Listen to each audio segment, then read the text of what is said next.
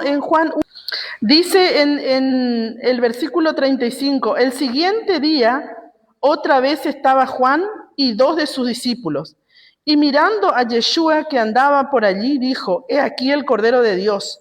Le oyeron hablar los 2 discípulos y siguieron a Yeshua.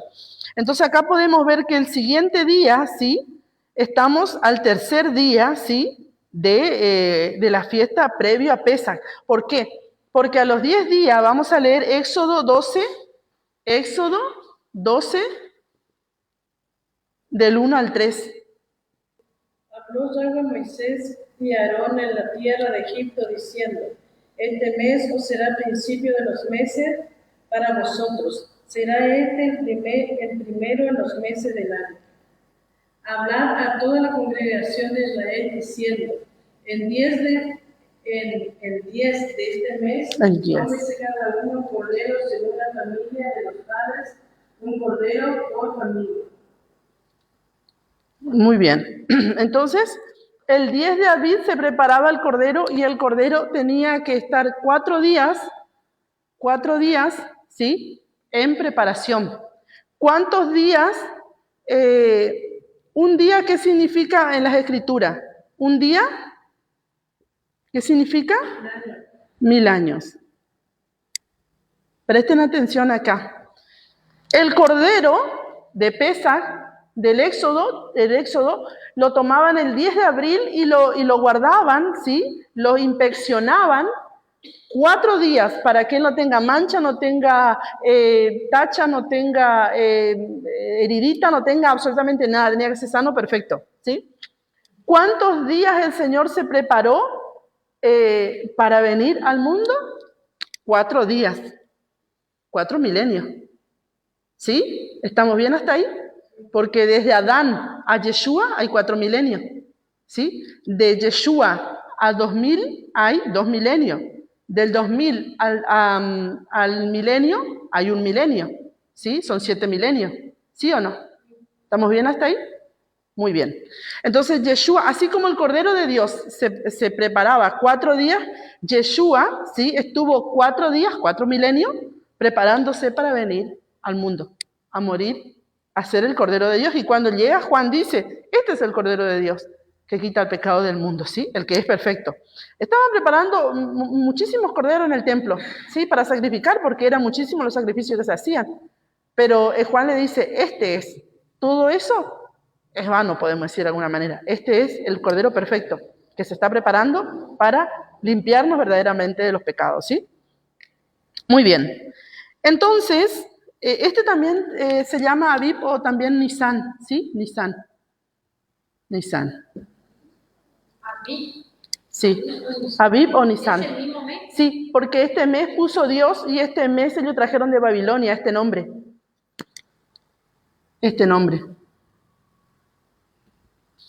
Recuerden que los meses no tenían nombre antes de Babilonia. Ellos trajeron los nombres de Babilonia. Todos los nombres bíblicos son de Babilonia, ¿sí? Cuando el pueblo estuvo, el reino del sur estuvo en Babilonia 70 años, ¿sí?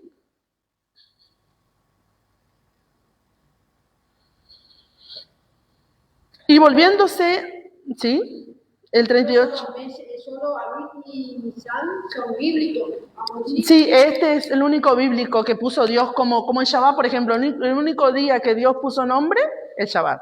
A los otros dijo día 1, día 2, día 3, día 4. Al único que puso nombre fue el Shabbat. Al único mes que él puso nombre fue Abib, que ellos le pusieron Nisan en Babilonia. Pero es el mismo. Cuando nosotros encontramos las escrituras Nisan, tenemos que entender que es Abib, que es el mismo, ¿sí? 38 y 39. Y volviendo Yeshua y viendo que les seguían, les dijo, ¿qué buscáis? Ellos le dijeron, Rabí, que traducido es maestro. ¿Dónde moras? Les dijo, venid y ved. Fueron y vieron dónde moraba y se quedaron con él aquel día, porque era como la hora 10, ¿sí? Entonces, ¿qué le dijeron? Rabí. Rabí, en una parte dice, el Señor no llamen maestro a ninguno, maestro a ninguno, ¿sí? Acá vamos a entender a qué se refiere cuando el Señor dice esto, porque Rabí significa mi grande, ¿sí? Mi grande. Entonces él dice, no llamen rabí a nadie, en otras palabras, fue traducido maestro, a nadie, ¿sí? ¿Por qué? Porque él es el único grande, ¿sí? Ahora bien, discípulo,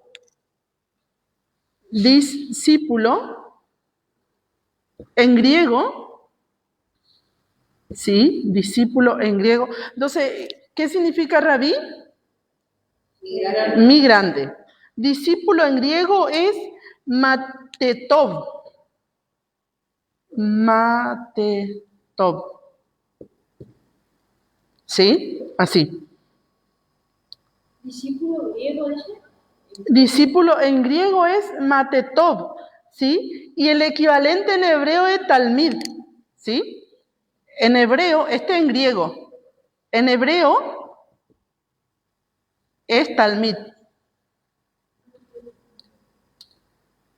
Talmid.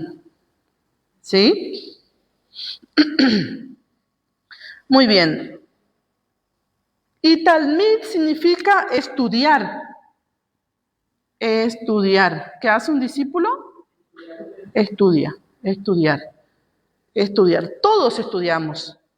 Todos somos discípulos del Señor, ¿sí? Y talmid se escribe así. A ver, ¿dónde está? Acá.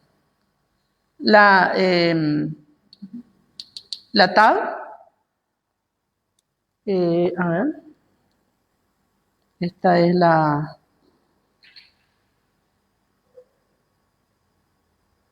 Talmid. ¿Sí? Así.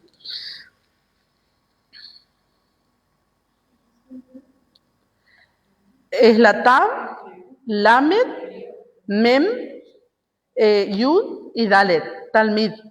Ahora vamos a ver qué significa talmid en lo que nos quiere decir. Oiga, la profundidad de las escrituras, ¿verdad? Porque esta escritura en hebreo tiene una definición muy amplia, ¿sí? La tab ya vimos que es en el pictograma antiguo, la tab era como una cruz que significa pacto, ¿se acuerdan? ¿Se acuerda que hablamos de Aleph Tav, el pacto y el líder? Bueno, la lamed es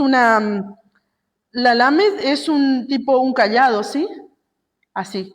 La mem es el agua y la yod es como una mano, ¿sí? Como una mano.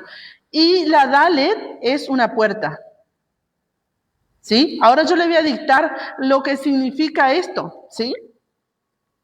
Para información suya y para que usted vea la profundidad que tiene la escritura, una palabra, hermano. Imagínense usted lo que podemos llegar a nunca vamos a alcanzar a saber todas las escrituras.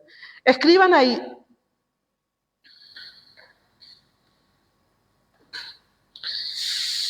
Ser un discípulo es entrar en pacto, ¿sí? Ser un discípulo es entrar en pacto. Escriban debajo de esto porque estamos dando la definición de esta palabra en estos dibujitos. Antes se escribía, talmid se escribía así, antes con dibujitos. La tab, la lamed, mem, yod y dalet, ¿sí? Entonces, ahora yo quiero que ustedes escriban ahí. Ser un discípulo es entrar en pacto, recuerden que este pacto, ¿sí? Aceptar la autoridad del guía. ¿Cuál es autoridad? Justamente ¿no? Sí, autoridad. Aceptar la autoridad del guía. ¿De quién estamos hablando? De Yeshua, ¿verdad? Él es nuestro guía, él es nuestra autoridad, él es nuestro maestro. Que nace del agua, ¿sí? Y entra por la puerta, ¿sí? Que nace del agua. Y entra por la puerta, ¿sí? O que nace del agua nos lleva de la mano hacia la puerta, podemos decir. Esta es la mano, ¿sí? Este es el pacto y la autoridad. Dije que esta es la autoridad. ¿Entendieron? Pacto, Pacto, autoridad, agua, mano y puerta, ¿sí? Someterse a la autoridad, que es Yeshua, ¿sí? Entrar al pacto, someterse a la autoridad que nos pasa por el agua, porque de ahí nos bautizamos y comenzamos a ser su discípulo, que nos lleva de la mano y nos mete a la puerta, que es Yeshua, ¿sí? O sea, eso significa la palabra talmid. Imagínense que es un estudioso, ¿sí? Muy bien. Estudiar puse que significa estudioso. Muy bien, esta palabra tiene una raíz, ¿sí? Fíjense, a ver, ¿puedo borrar acá arriba? Ahí. Esta palabra, que es talmid, ¿sí? Más o menos ahí. Esta palabra que es talmid tiene una raíz de, hay estas tres letras, ¿sí? Tiene una raíz que es lamad, ¿sí? ¿Qué significa? Usted ya habrá escuchado que significa more. Instructor. Nosotros somos morá, ¿sí? Que instruimos al pueblo de Dios. No somos maestro, no somos, o sea, somos maestro en nuestro lenguaje, pero no somos rabí. ¿Entienden? ¿Vieron que hay personas que se ponen de nombre rabí, se ponen de título rabí? En internet usted va a ver, eso está mal, porque rabí, el único que se pudo haber llamado, o le pudieron haber llamado rabí, es el Señor.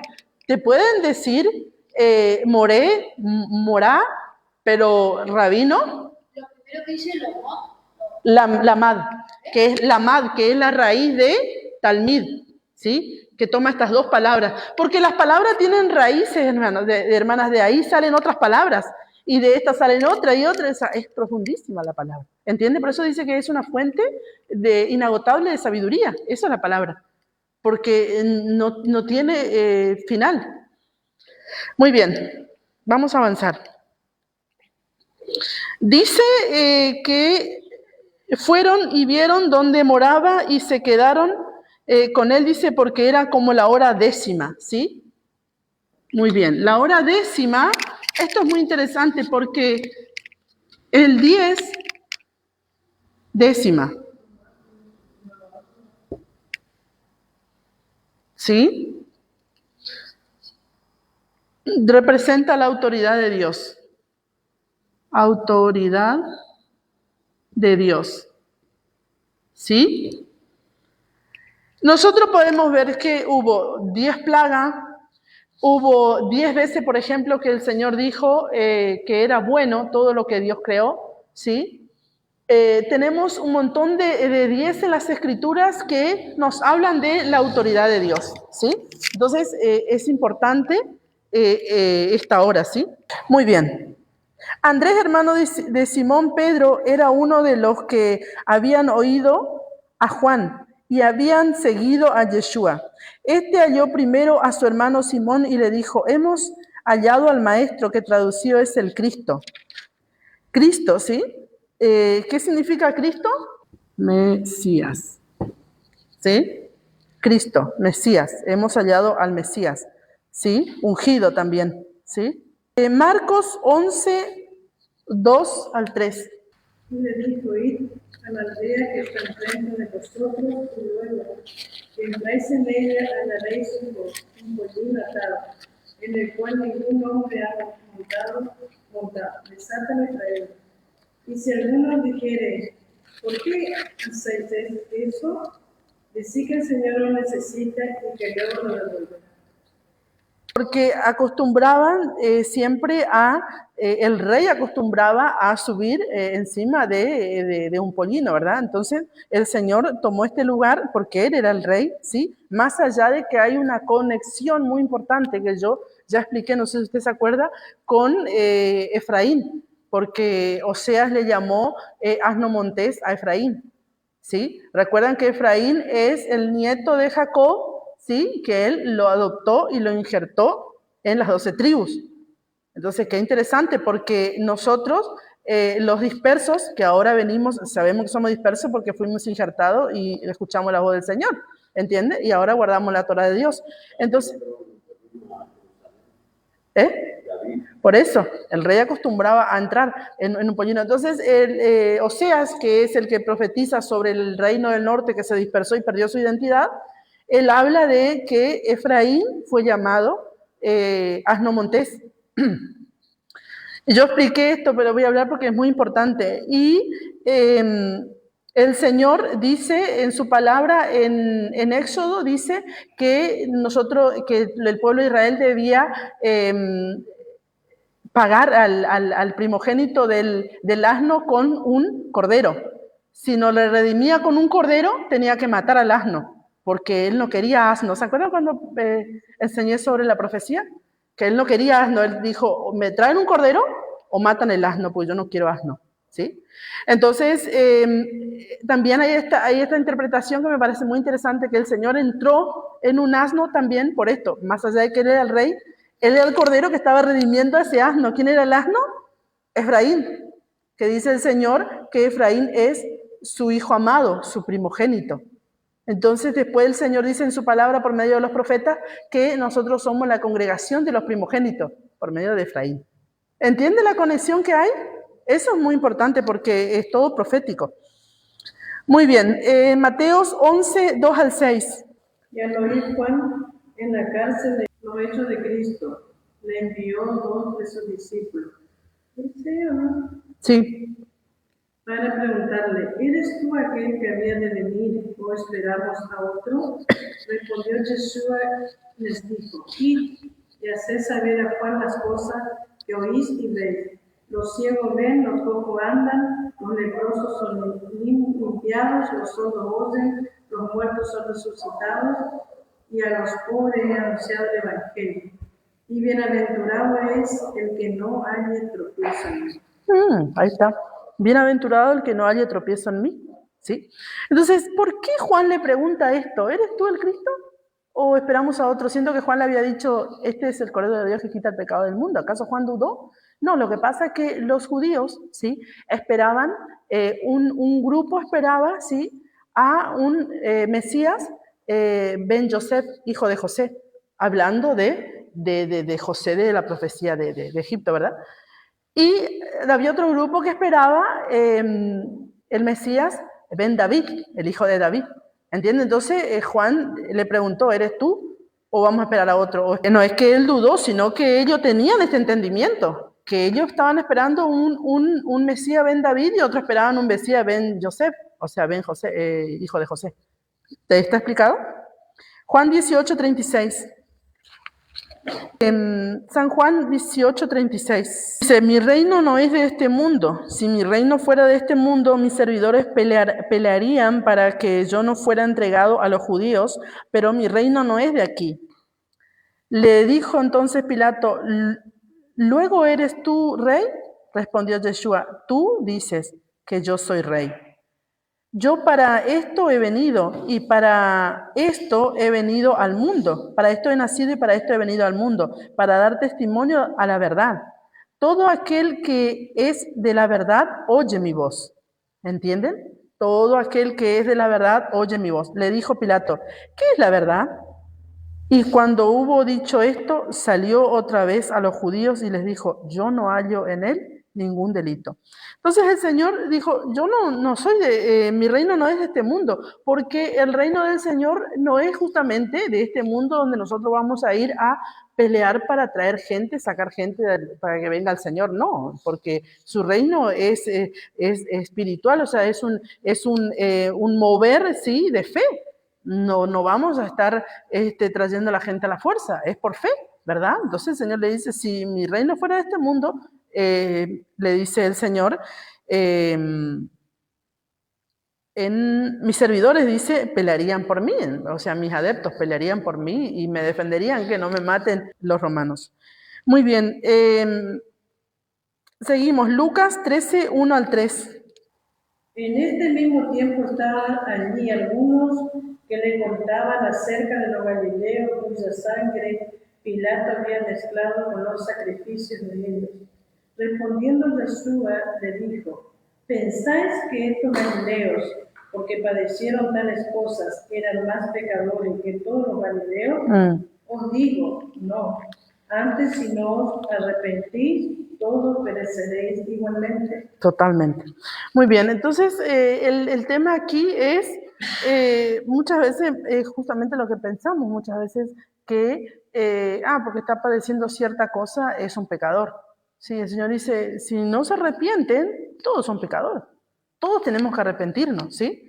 Estaba hablando justamente de eso. Bueno, Juan 1:42. Pues nosotros tenemos siempre la costumbre de enseguida diseñarle un pecado al que está sufriendo, porque está sufriendo, es un pecador. Y no es así. O sea, muchas veces se sufre por el pecado, otras veces Dios permite ciertas cosas para moldear nuestro carácter y, en fin, que podamos entrar en el diseño que Él ha diseñado para nosotros. Y otras veces, bueno, es el actuar de cada ser humano que lleva sus consecuencias, nada más, pero no siempre es por un pecado oculto, ¿sí? Porque siempre entendimos esto, ¿no? Que hay un pecado oculto, está sufriendo, no siempre es así. Y le trajo a Jesús y mirándole, Jesús dijo, tú eres Simón, hijo de Jonás, tú serás llamado Cefas, que quiere decir Pedro. Qué fácil. Es importante, hermanos, es importante poder comprender estas cosas que yo le vengo hablando de un principio, ¿sí? No le pongo carga al otro porque el otro ni entiende del que le estoy hablando, ¿sí? Y no le juzgo al otro porque estas cosas vamos aprendiendo a medida que estudiamos, ¿sí? De callarnos muchas cosas, observar y callarnos. Porque cuando no sabemos nada nos ponemos a juzgar, nos ponemos a ponerle carga, pero cuando vamos aprendiendo, vamos entendiendo que yo no puedo ponerle mi carga al otro, ¿sí? O lo que Dios me dio a mí, no obstante, enseño.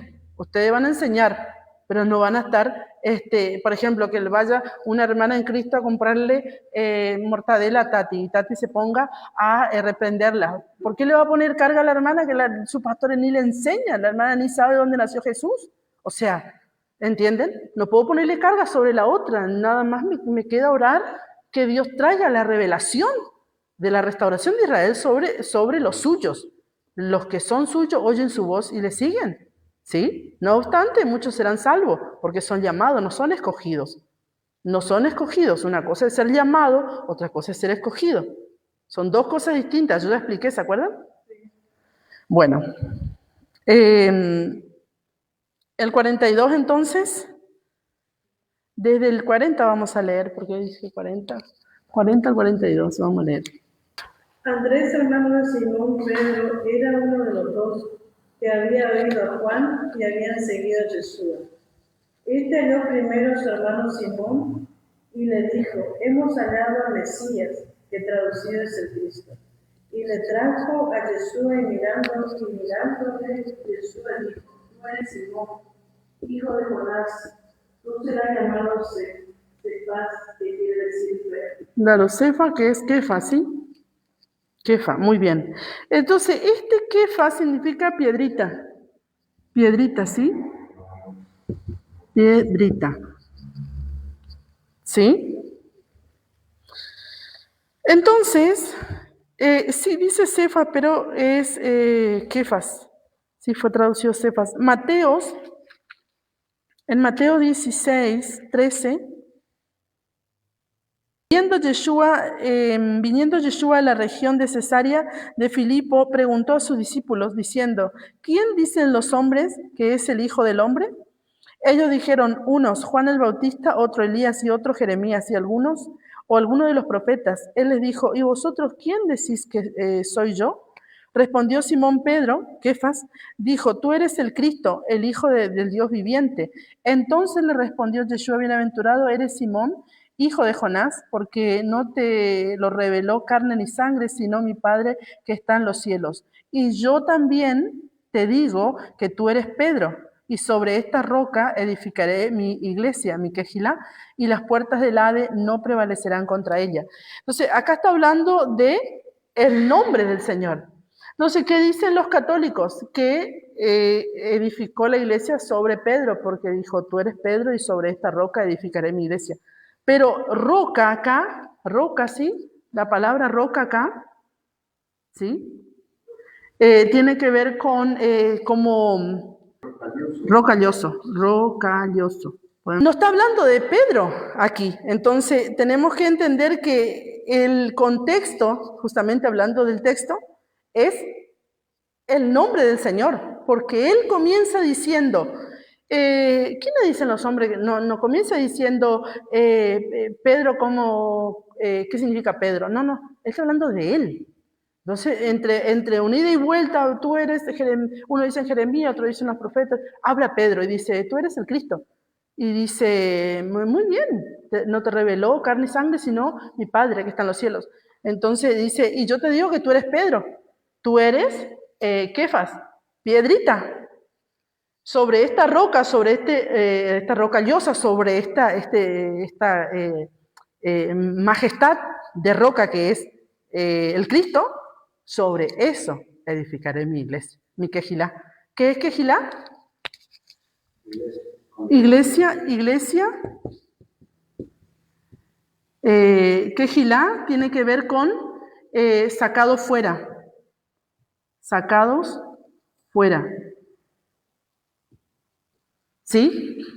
Porque ¿qué nos han enseñado o hemos aprendido o el concepto que tenemos greco-romano, podemos decir, que es iglesia? Que la iglesia es esto, ¿sí?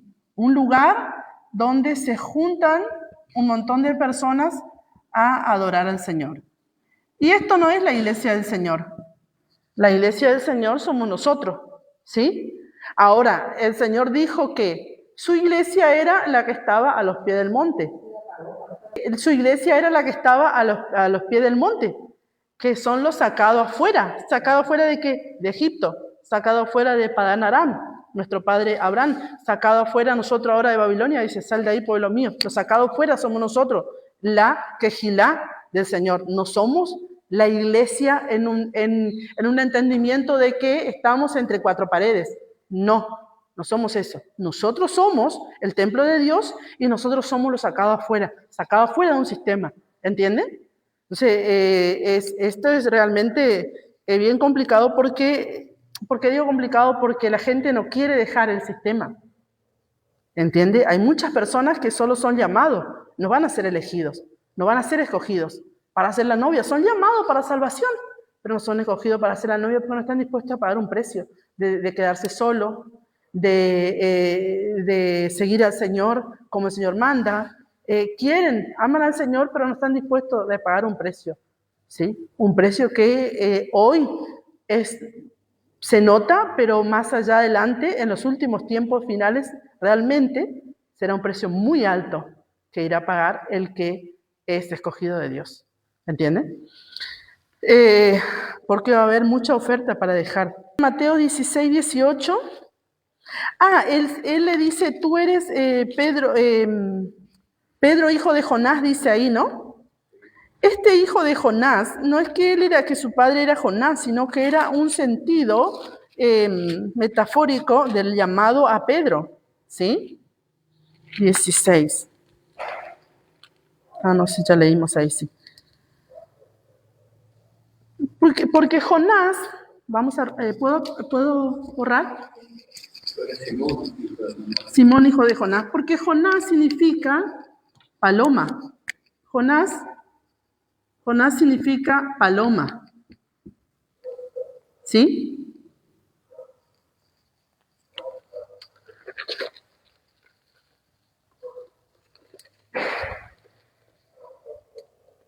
Y si nosotros recordamos las escrituras estas que dice que cuando él en Hechos 10, que dice que Pedro estaba en la azotea cuando recibió la visión del lienzo, ¿se acuerdan? Que estaba en Jope, ¿se acuerdan? Entonces, Simón, hijo de Jonás, tiene una conexión con Jonás. Pedro estaba en Jope. Pedro estaba en Jope cuando fue llamado para llevar el evangelio a los gentiles. ¿Quién eran los gentiles? Cornelio. Cornelio, ¿sí? Y los que estaban con él, ¿sí? Y resulta que Jonás, cuando huía de Dios, se fue a Jope a comprar un pasaje, para huir de la presencia de Dios. Y Jonás fue llamado a predicar a los gentiles. ¿Que estaban dónde? Nínive era capital de qué lugar? Asiria. ¿Entienden? ¿Entienden la conexión que hay? Entonces, ¿estos gentiles quiénes eran? Los del reino del norte que fueron llevados cautivos por los asirios. ¿Entienden? Estaban acá, ellos estaban gentilizados, habían perdido su identidad. Entonces la conexión que hay aquí es que este Jonás estaba en Jope, ¿sí? Para huir de la presencia de Dios, y este Pedro estaba en Jope para ir a evangelizar. Los dos estaban llevando el evangelio a los gentiles. ¿Entienden la conexión que hay? Entonces hasta ahí vamos a dejar hoy este estudio. ¿Quedó claro?